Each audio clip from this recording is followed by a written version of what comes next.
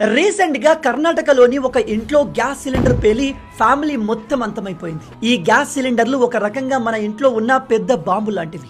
వీటి విషయంలో జాగ్రత్తగా ఉండాలి. వీటిని ఎప్పటికప్పుడు చెక్ చేస్తూ ఉండాలి. నేను గ్యారంటీగా చెప్పగలను, మీలో 99% మంది గ్యాస్ సిలిండర్స్ ఎలా ఉన్నాయో చెక్ చేయరు.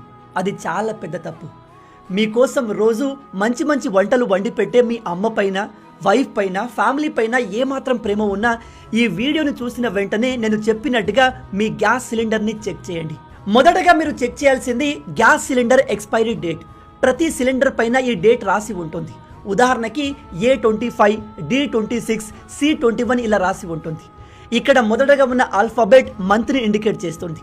అండ్ తర్వాత ఉన్న నంబర్ ఇయర్ని సూచిస్తుంది.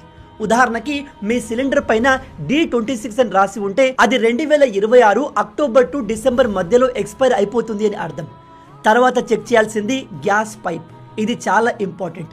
ఈ పైప్కి కూడా ఎక్స్పైరీ డేట్ ఉంటుంది.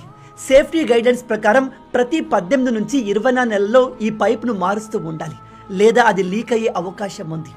ఈ ప్రమాదాలు ఎక్కువగా ఈ 2 కారణాల వల్లే జరుగుతున్నాయి. కాబట్టి వెంటనే వెళ్ళి మీ గ్యాస్ సిలిండర్ ఎక్స్పైరీ డేట్ని చెక్ చేయండి. అండ్ మీ అమ్మగారి దగ్గరికి వెళ్ళి లాస్ట్ టైం గ్యాస్ పైప్ని ఎప్పుడు మార్చారో అడిగి తెలుసుకోండి.